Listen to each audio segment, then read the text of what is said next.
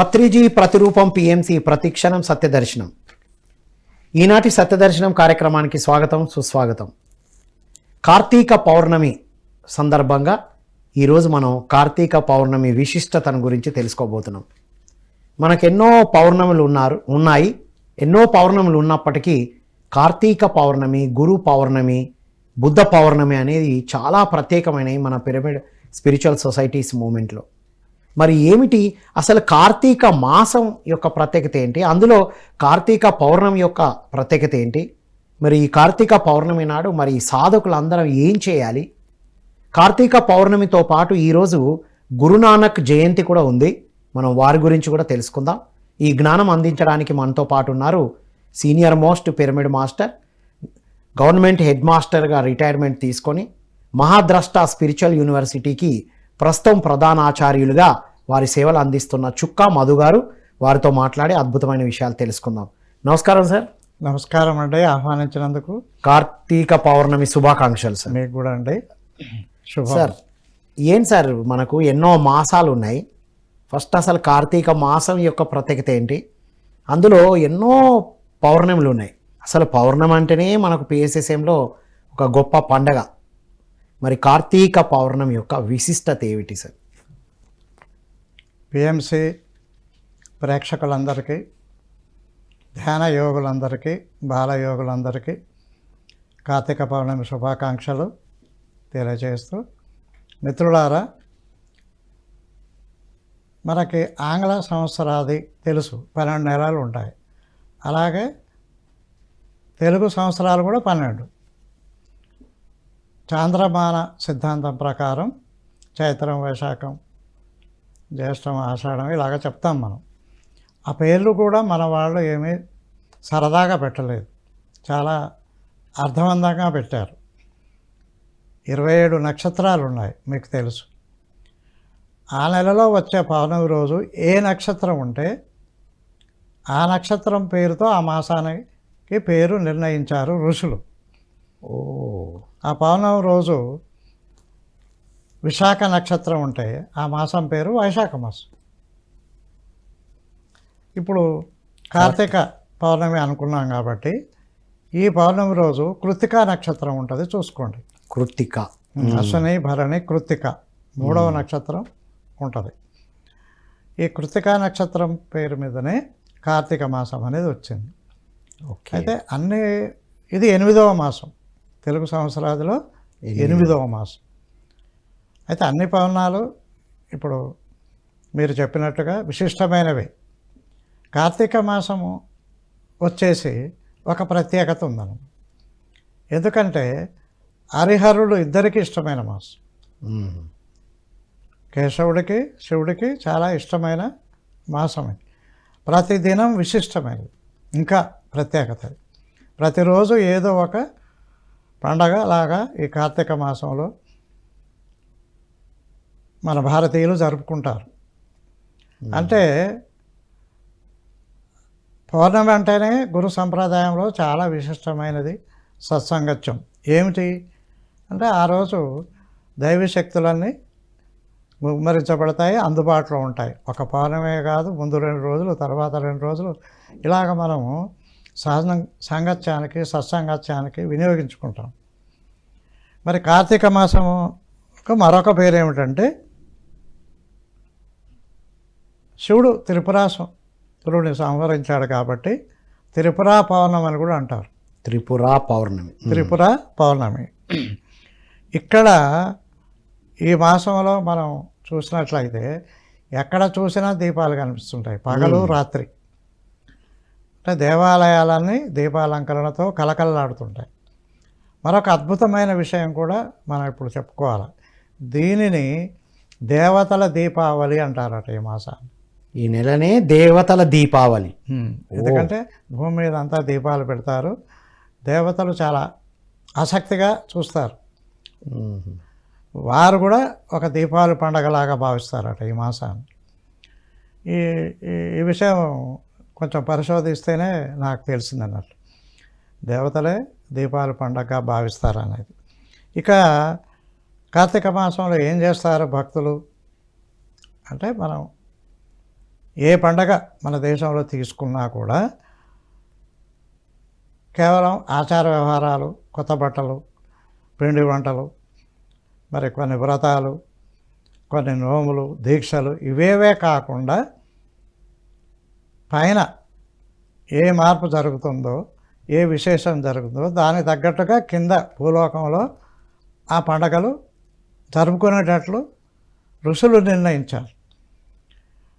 అంటే కేవలం మనకే సంబంధం లేదు, దైవత్వంతో కూడా, అంటే ఆధ్యాత్మికత ప్రాధాన్యత కూడా ప్రతి పండగలో పెట్టారు వాళ్ళు.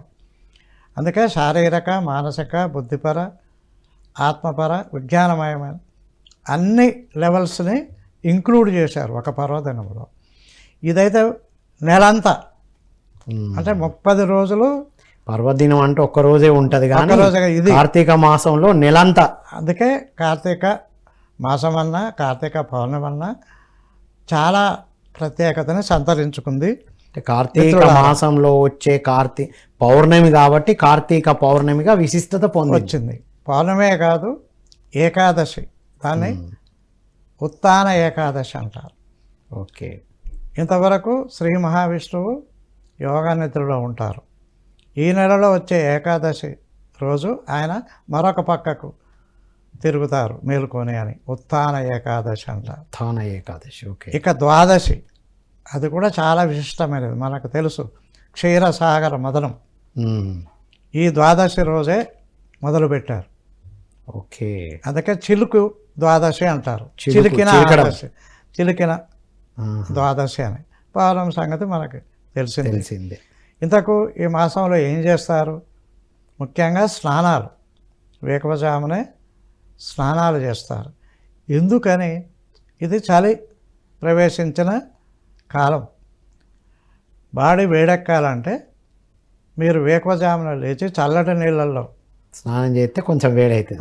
ఓ గంగా నది, ఓ కావేరీ నది, ఓ నర్మదా, ఓ బ్రహ్మపుత్ర, బ్రేక్ తీసుకుందాం, లాంటి నదులు మీకు అందుబాటులో ఉంటే అందులో మునిగితే మీరు చలికి వణుకుతారు కదా, ఏమంటే బాడీ వేడెక్కుతుంది. అది వండర్ఫుల్ సార్. సార్, అయితే ఈ నెలలో మనకు వేడి అనేది ఎక్కువ కావాలి, బాగా చల్లదనం ఉంటుంది కాబట్టి చన్నీటి స్నానంతో వేడెక్కుతాం మనం. అది అక్కడి నుంచి ప్రారంభం. అది బ్రహ్మీ ముహూర్తంలో బాడీ తనకు తాను వెచ్చదనాన్ని ఉంచుకుంటుంది. చన్నీటి స్నానమే వేయాలి ఉదయం. అందుకే నదీ స్నానాలు అంటారు కదా. నదీ స్నానాలు. తమసోమ జ్యోతిర్గమయ, అంటే జ్యోతి అంటేనే వెలుగు, వెలుగు అంటేనే జ్ఞానం.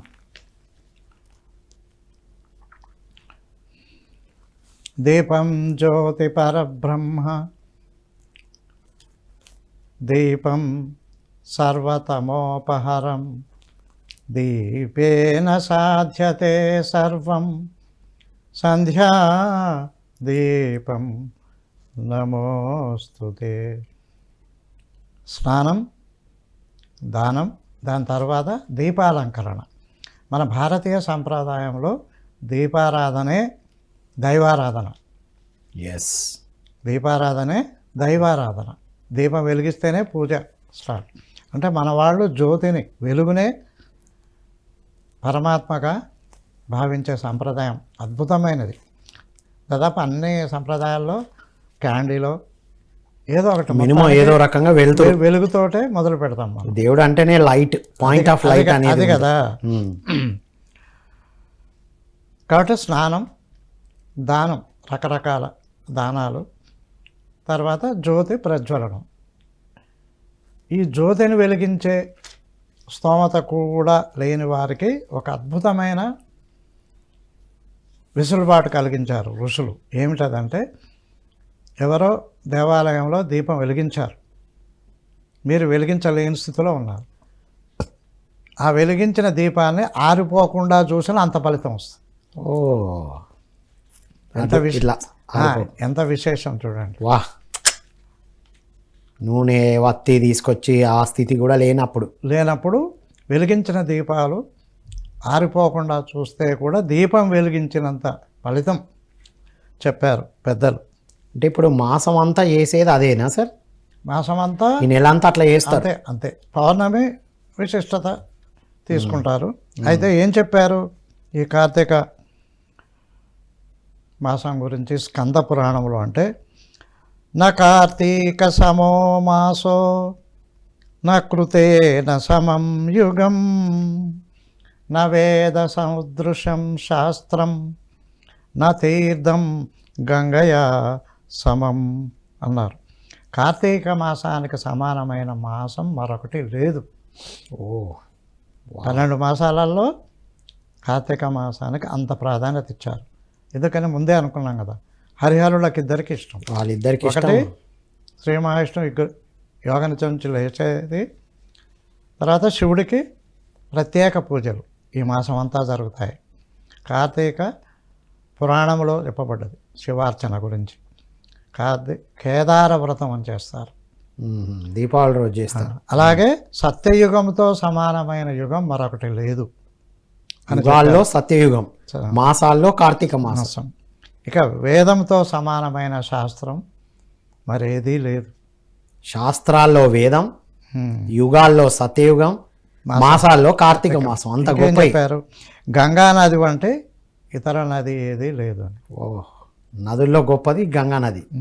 ఎందుకంటే హిమాలయ పర్వతాలలో అనేక అమూల్యమైన ఔషధాలతో వరుసుకుంటూ వచ్చిన నది నీరు.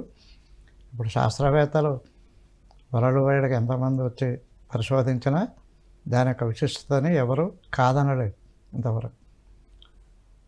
ఏమంటారు, ఒక డెడ్ బాడీ కూడా శిథిలం కాదని చెప్తారు. అలాగా మనము ఈ మాసంలో ప్రతిరోజు ఒక పండగే. ఇంకా దానం అన్నాం కదా,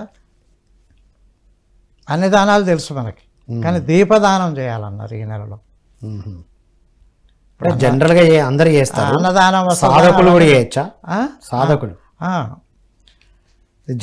జనరల్గా చెప్పుకునే విషయాలు చెప్పుకుంటాం సార్ మనం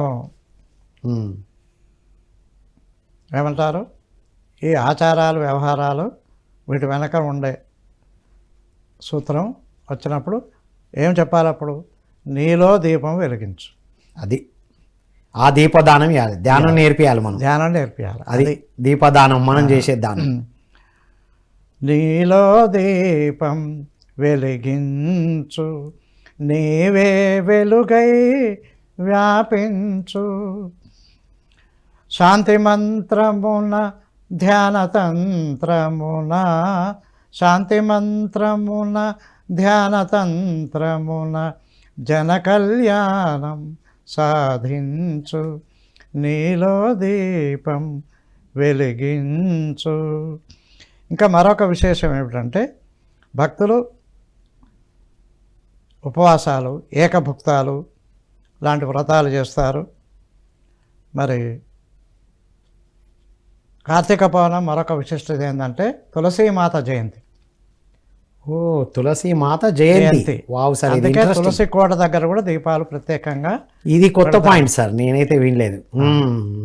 తులసీమాత జయంతి, అందుకనే తులసి కోట దగ్గర కూడా దీపాలు పెడతారు. సెలబ్రేషన్కి చిహ్నంగా. ఇక ఈ మాసంలోనే స్వామియే శరణం అయ్యప్ప దీక్షలు ప్రారంభమవుతాయి. ప్రారంభమై మకర సంక్రాంతి వరకు ఆ దీక్షలు కొనసాగుతాయి. ఇక శివ పూజలు అయితే ఏమన్నారు, ఆలయాల్లో రుద్రాభిషేకాలు, 1,00,000 బిల్వార్చనలు, రుద్ర పూజలు, 1,00,000 దీపార్చనలు మన హైదరాబాద్లో చేస్తున్నారు ఇటీవల. ఇక ప్రత్యేకంగా ప్రదోషకాలం అని ఈ మాసంలో ఒక అద్భుతమైన ప్రక్రియ ఉంది. ఏమిటంటే, శివుడు మరి కుడివైపు తన రూపాన్ని, ఎడంవైపు పార్వతీమాత రూపాన్ని అంటే అమ్మవారి రూపాన్ని దర్శింపచేస్తూ దర్శనమిస్తాడు ప్రదోష కాలంలో, అంటే తెల్లవారుజామున. దాన్ని ప్రదోషకాల దర్శనం అని శివాలయాల్లో ప్రదోష కాలం అర్ధనారీశ్వర తత్వాన్ని అప్పుడు ఆ రూపాన్ని చూపిస్తారు. అర్ధనారీశ్వర రూపాన్ని ఈ మాసంలో మాత్రమే. ఓ వావ్, అది ప్రత్యేకత. అంటే అందుకే పొద్దున్న లేచి దేవాలయానికి వెళ్ళి దీపాలు వెలిగిస్తారు. ఇంకా దేవాలయాల్లో మరొక ప్రక్రియ ఉంది, అది కూడా అద్భుతమైంది, అది కూడా ఆధ్యాత్మిక సంకేతమే. కాకపోతే గుళ్ళో ఆ ధ్వజస్తంభానికి పైకి ఆకాశ దీపం వెలిగిస్తారు. ఆకాశ దీపం అంటే సార్ మీరు దీన్ని చెప్పిన ప్రకారం ఏమనిపిస్తుందంటే ఉదయం లేచి స్నానం అంటే చన్నీటి స్నానం ఆరోగ్యరీత్యా. అంటే మనం ధ్యానంలో కూర్చున్నప్పుడు ఈ ఆత్మదీపం వెలిగినప్పుడు అది ఈ ఫిమినైన్ ఎనర్జీస్ మాస్కులిన్ ఎనర్జీస్ రెండు ఉద్దీపన జరుగుతాయి, ఆ ఏకత్వం ఏకత్వంలోకి వస్తాం వస్తాం. ఈ కాబట్టి మాసంలో. ఋషులు బాహ్యంగా ఏమి చెప్పినా ఏమి చేయించినా అదంతా మనకి ఆత్మ ప్రయాణంలో భాగమే. ఎస్, కానీ ఆ భాగాన్ని మనం అది రిచువల్ అయిపోయింది, స్పిరిచువాలిటీ ఎగిరిపోయింది. అది విస్మరించాం. అంటే పత్రిసారి ఏం చెప్పారంటే, ఎందుకు విస్మరించామంటే తెలిసిన వారు చెప్పకపోవడం. ఇప్పుడే మీరు అన్నారు కదా తులసి జయంత అని తెలియదు నిజంగా, మరి అంటే తెలిసిన వాళ్ళు చెప్పలేదు. ఇప్పుడు ఈ కనీసం మనం ఈ ప్రయత్నం అనే చేస్తున్నాం ఇప్పుడు. అది తెలిసిన వాళ్ళని చెప్తూ వెళ్తే అది ప్రచారంలోకి వస్తుంది. అది పిఎంసి మిత్రులారా, చూసారా మనం పిఎంసిని వీక్షించడం వల్ల ఎన్ని లాభాలు వస్తున్నాయో. సరే, మరొకటి ఏమిటంటే కార్తీక పురాణాన్ని పారాయణం చేస్తారు. శివుడికి సంబంధించిన కథలు, భక్తుల చరిత్రలు, విశేషాలన్నీ ఈ మాసంలో రోజుకు ఒక అధ్యాయం, రోజుకి ఒక అధ్యాయం పారాయణం నథింగ్ బట్ స్వాధ్యాయం చేస్తాం. అంటే అర్థం ఏంటంటే నీకు విషయం అంటూ తెలిస్తే నువ్వు ఇంకా జర ముందుకు పోతావు, జ్ఞానం పెంచుకోవడానికి. అదే పారాయణం యొక్క ఉద్దేశం ఏంటంటే ఆ గురువుల చరిత్రలు, ఆ దేవుళ్ళ చరిత్రలు మనం తెలుసుకున్నట్లయితే మరింత శ్రద్ధ పెరుగుతుంది, నీకు మరింత జ్ఞానం వస్తుంది. అదంతా నీలో ఉంది అనే దగ్గరికి నిన్ను దగ్గర చేయడానికి. అంటే బయట పెట్టిన దీపంతో పాటు లోపల ఉన్న ఆత్మదీపం వెలగడానికి ఇవన్నీ చేస్తూ ఉండాలి అని చెప్పారు అప్పుడు. Okay sir. కాబట్టి ఈ సందర్భంలో మనం ఒకటి స్మరించుకుందాం. గురుజ్యోతి ప్రదీప్తాయ బ్రహ్మజ్యోతి నమోస్తుతే, ఆత్మజ్యోతి ప్రదీప్తాయ గురుజ్యోతి నమోస్తుతే. గురువుల్లో జ్యోతులు వెలిగించింది పరబ్రహ్మ, ఆయనకి నమస్కారం. పరమ గురువులు అందరూ సప్త ఋషులు లాంటి వాళ్ళు, బ్రహ్మర్షులు లాంటి వాళ్ళు మనకి జ్ఞానబోధ చేయడానికి ఆ దయ, ఆ కృప కలిగించారంటే ఎవరు? పరబ్రహ్మ కలిగించాడు వారిలో ఆ ప్రేరణ. ఆ గురువులు వచ్చి మన ఆత్మజ్యోతులని వెలిగిస్తున్నారు. అందుకే పరంజ్యోతికి నమస్కారం, గురుజ్యోతికి నమస్కారం, మన ఆత్మజ్యోతికి మనమే నమస్కారం పెట్టుకోవాలి. ఈ నమస్కారం యొక్క ఉద్దేశం మన ఆత్మకే కదా. ఎస్. అలాగా కార్తీక మాసం అనేది, ఈ కార్తీక మాసంలో శివుడితో పాటు శ్రీ మహావిష్ణువు పూజలు కూడా విరివిగా చేస్తారు. ద్వాదశ జ్యోతిర్లింగాలు చూసారా, ద్వాదశ జ్యోతిర్లింగాలు మన భూమిలో, మన భరత భూమిలో. అక్కడికి వెళ్ళి మనం హాయిగా ధ్యానం చేస్తే మన జ్యోతిని మనం వెలిగించుకోవడానికి మహాదేవుడు మనకి సహకరిస్తారు.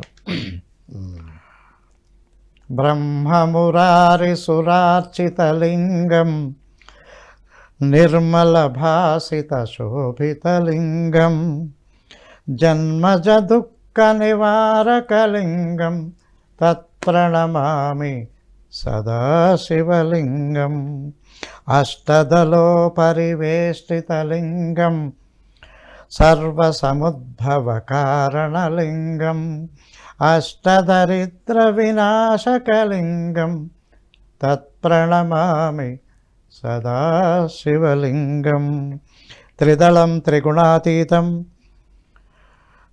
త్రినేత్రం చ త్రియాయుధం త్రిజన్మ పాప సంహారం ఏకబిల్వం శివార్పణం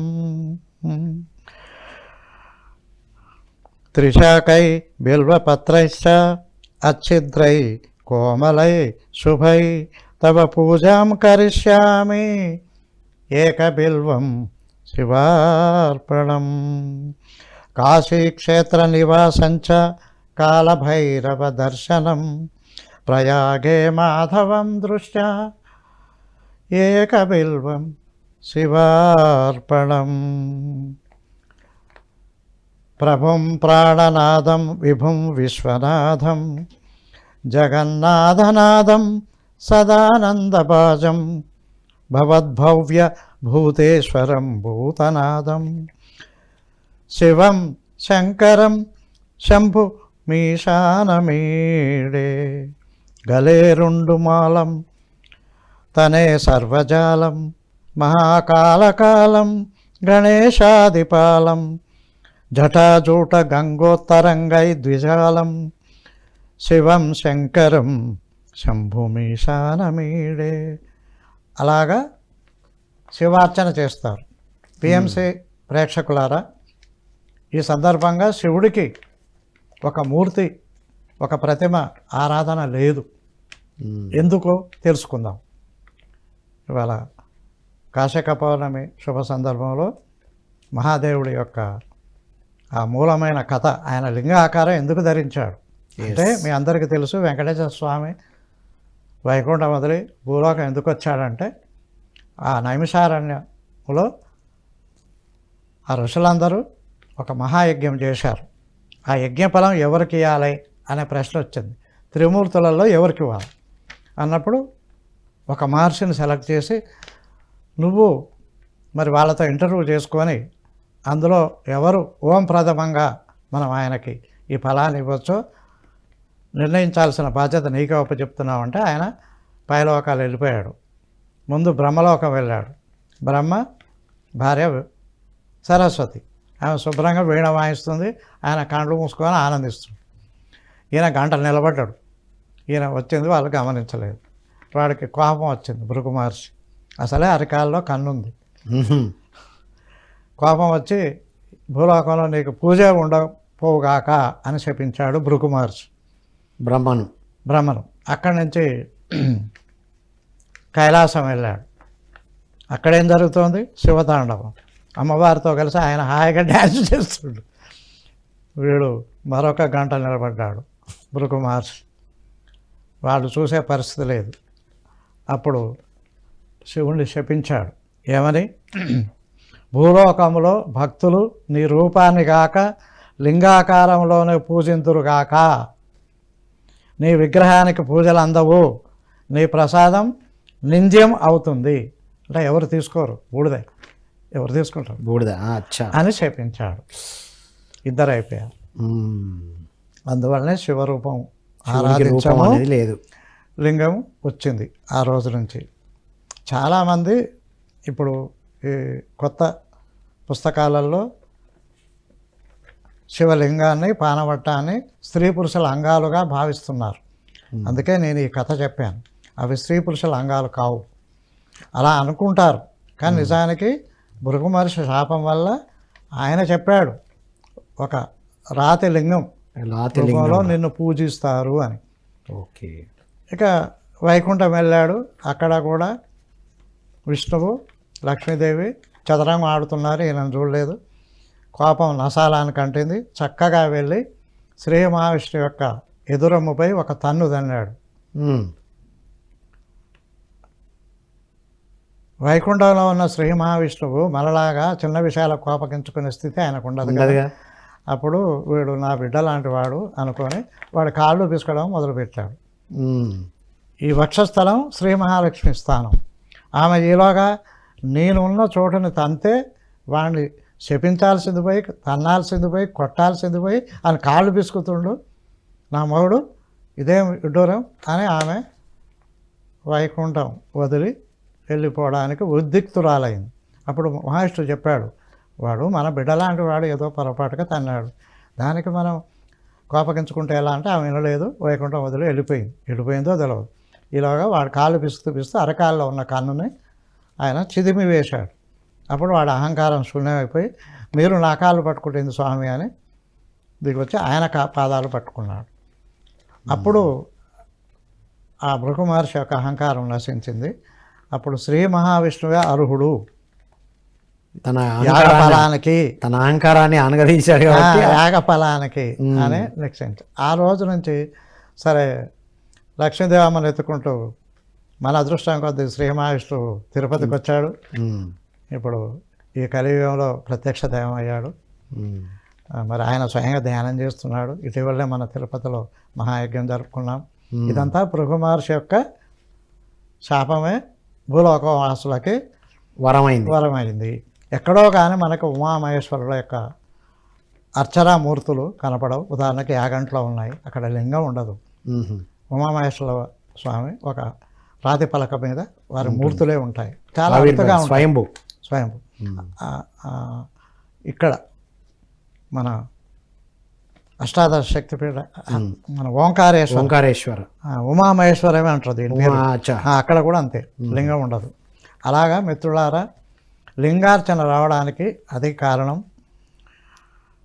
ఈ కార్తీక పౌర్ణమిన నేను తులసి జయంతి అని చెప్పాను. అలాగే మరొకటి ఎవరు, గురునానక్ జయంతి. ఈ గురునానక్ జయంతి మరి సిక్కుల వారి గురించి మనం చూసాము, వినాము. అనేక చోట్ల గురుద్వారాలు వచ్చాయి. నా అదృష్టం ఏంటంటే మా ఇంటి పక్కకే గురుద్వారం ఉండేది మా నల్గొండలో. ఓ పక్కకి భజన మందిరం, శివాలయం, ఆంజనేయ స్వామి ఉండేది. మరో పక్కకి అల్లాహో అక్బర్ వినపడుతుండేది. ఓకే. మూడింటి మధ్యలో మా ఇల్లు ఉండేది. పైకి చూస్తే లతీ సాహెబ్ దర్గా కనిపించేది. ఓకే.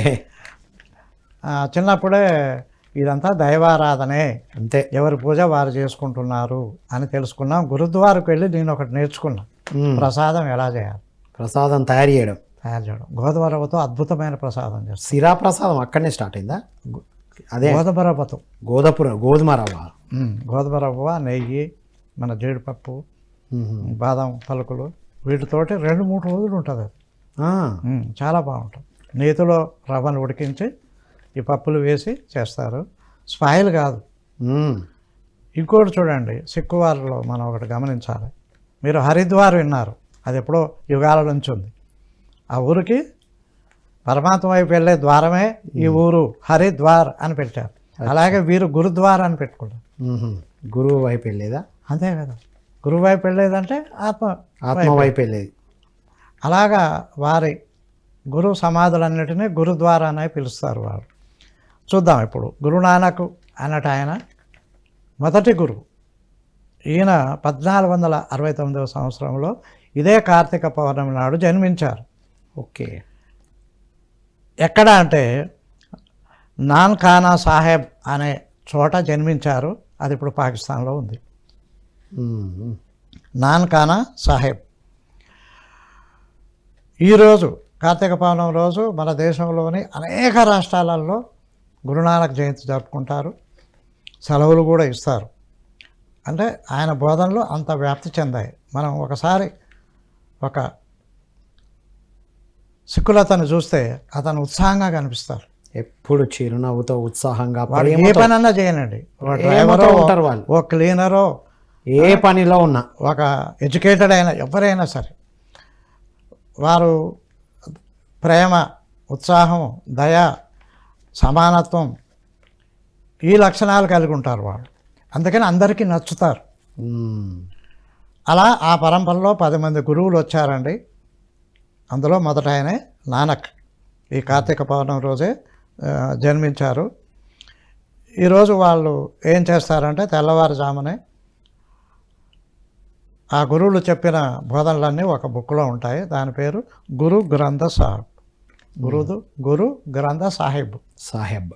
దానిలోని శ్లోకాలు పాటలుగా పాడతారు తెల్లవారుజామున. దాన్ని ఆసాకి వార్ అంటారు. ఆసాకి వార్. అందులో ఉండే కథలు చెప్పుకుంటారు, కీర్తనలు పాడుతారు.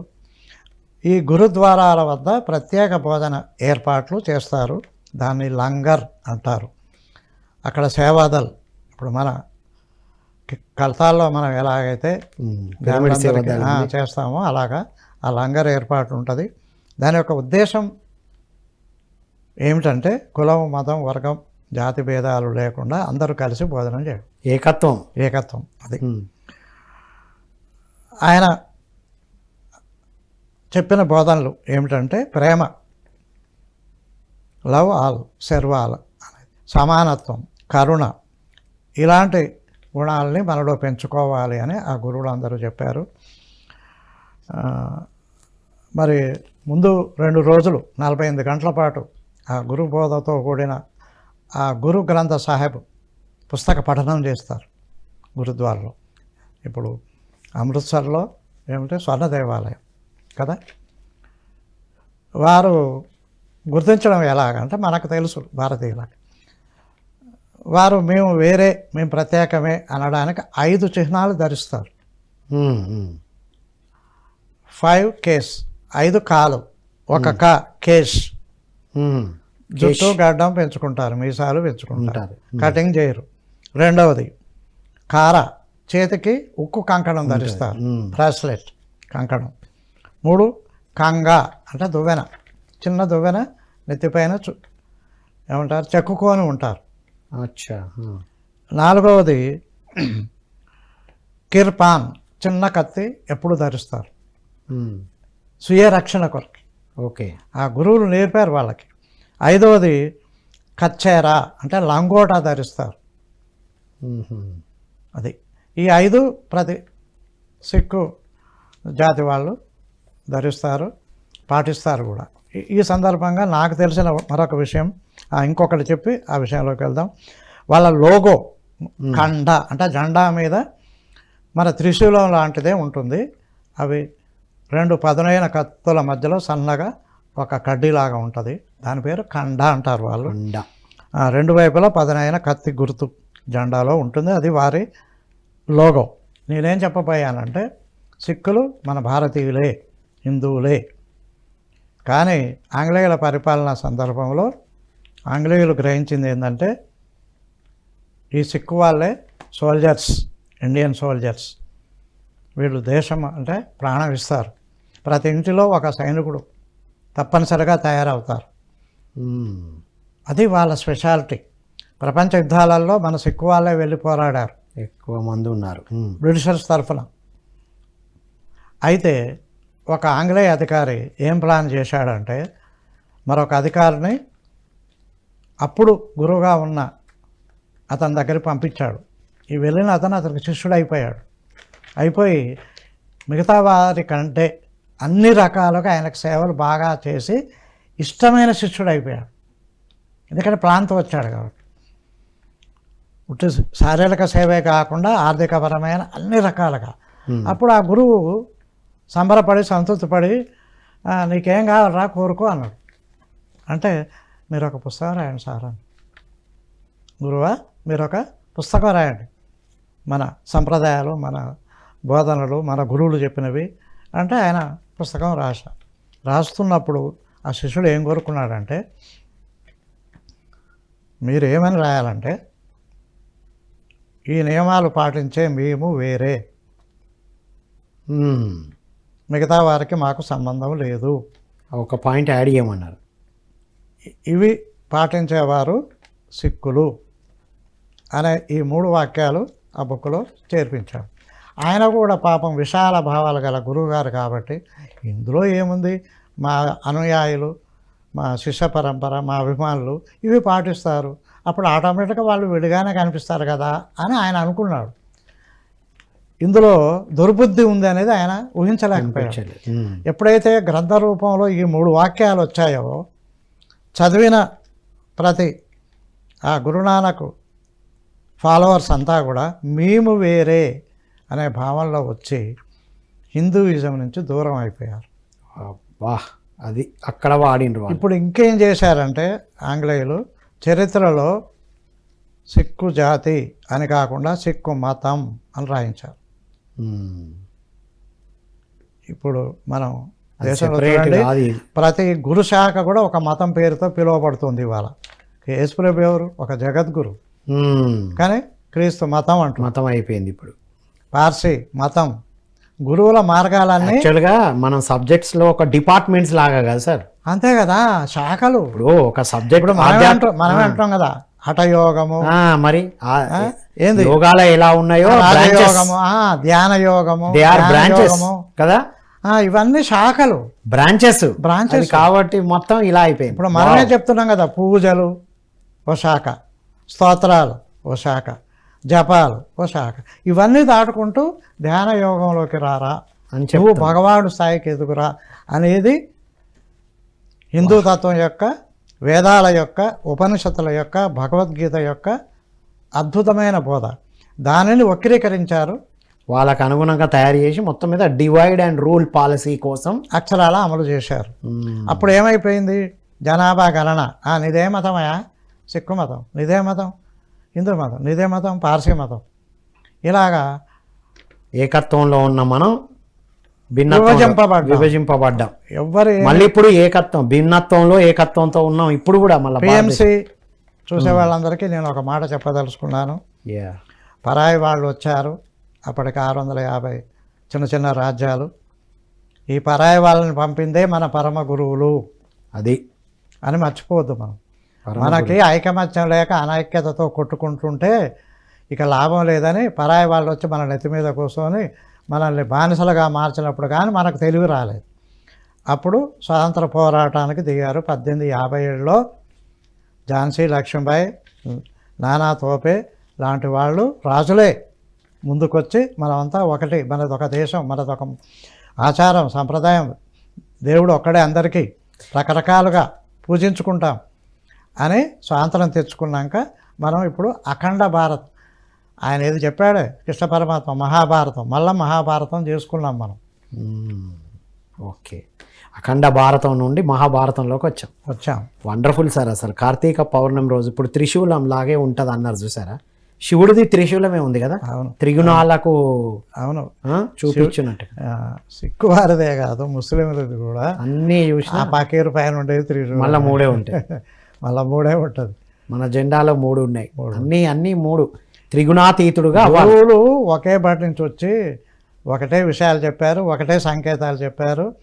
కానీ వీరు తీసుకున్న వారే అంతేందుకు కబీర్ దాస్ గారి చరిత్రలో చెప్తారు కదా, హిందువులు ఆయన శిష్యులే, ముస్లింలు ఆయన శిష్యులే. కబీర్ చనిపోయిన రోజు ఆయన శరీరాన్ని ఏం చేయాలి, పుడిచిపెట్టాలా, తలక పెట్టాలని కొట్టుకుంటుంటే ఆయన మాయమైపోయి మిగిలిన బట్టల్ని చించుకొని ఓడేమో తలక పెట్టినట, ఓడేమో పూడ్చిపెట్టి, అటువంటి మూర్ఖులం మనం. అది గురువులు అందరూ ఏకత్వమే బోధించారు. అంతా ఒకటే. ఒక బ్రహ్మర్షి, ఈ సందర్భంలో బ్రహ్మర్షి పితామహ పత్రిజీని మనం స్మరించాలి. ఎందుకంటే ఇలాంటి స్వల్పమైన విషయాలకి లోబడిపోయి నానా తెల్లు అయిన మానవులందరినీ శ్వాసే నీ గురువని, దేహమే దేవాలయమని, జీవుడే దేవుడని, మరి అహింసే పరమధర్మమని, ధ్యాన జగత్తు, పిరమిడ్ జగత్తు, అహింసా జగత్తు నిర్మించి ఈ భూమాతని యుగాంతం కాకుండా రక్షించిన యుగ పురుషుడే బ్రహ్మర్షి పితామహ పత్రిజీ. అది సార్, ఆయన టీము, ఆయన సంఘంలో మనం వచ్చామంటే సాలోక్య ముక్తి ఎప్పుడో పొందినం. కాబట్టి ముక్తులు అనేక రకాలు ఉన్నాయి, ఎన్నో సంఘాలు ఉన్నాయి. అందులో ఒక పక్క ఇందులోకి ఎందుకు వచ్చినాం మనం? పిఎంసి ఎందుకు వింటున్నాం? ఎన్నో టీవీ ఛానళ్ళు ఉన్నాయి కదా. అనంటే మన ఆత్మ ఎన్నిక ఇది, మన ఆత్మ యొక్క ప్రణాళిక ఇది. ఈ ప్రణాళికలో భాగంగా ఇప్పుడే నేను చెప్పాను కదా, మా ఇంటి చుట్టూ 3 మతాల సంబంధించిన దేవాలయాలు ఉండేది. అల్లాహో అక్బర్ అయినా పడుతుండేది. ఈ అక్బరేంద్ర అనుకునేది అంటే గొప్పవాడని అర్థం అని తర్వాత అంటే గొప్పవాడు, అంతమంది అక్బర్ పరమాత్మ అంటాం అనుకున్నాం. అక్బర్ అంటే రాజుగారి పేరు వీళ్ళు ఏం తెలుస్తున్నారు అనుకునేది చిన్నప్పుడు.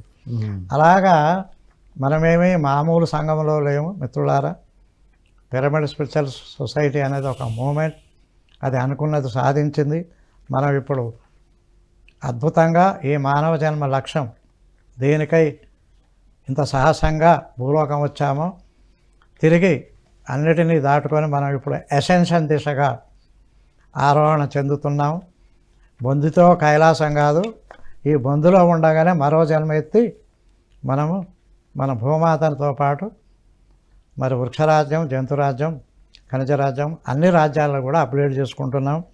కనీసం శాఖలు కాంటి మిత్రులారా, బస్సు రెడీగా ఉంది, 50 మంది కూర్చున్నారు. ఆఖరి నిమిషంలో వచ్చిన వాళ్ళు కూడా బస్సు తీసుకెళ్తుంది. అందులో ఆల్రెడీ కూర్చొని 49 మంది ఉన్నా ఇంకొకరు వచ్చినా పట్టుకెళ్ళిపోతుంది. కాబట్టి అలాంటి అవకాశం పరమ గురువులు ఇస్తున్నారు. వారికి శతకోటి వందనాలు. బ్రహ్మర్షి పితామహ ఈ పిఎంసిలో అణువులు నిండి ఉన్నారు. వారి సందేశాన్ని మీకు తెలియజెప్పడానికి నాకు ఈ అవకాశం ఇచ్చినందుకు ప్రతి ఒక్కరికి ధన్యవాదాలు. హరి ఓం. Wonderful sir. అసలు విశిష్టత అంటే కార్తీక పౌర్ణమి నుండి గురువు నానక్ జయంతి నుండి తులసీమాత జయంతి వరకు ఎన్ని సత్యాలు ఉన్నాయి ఇందులో. మహర్షులు అందించిన ఆత్మదీపాన్ని వెలిగించుకోవడమే ఉంది కదా సార్ ఇందులో. అవును కదా. ఆత్మదీపాన్ని వెలిగించుకోవడమే ఉంది సార్.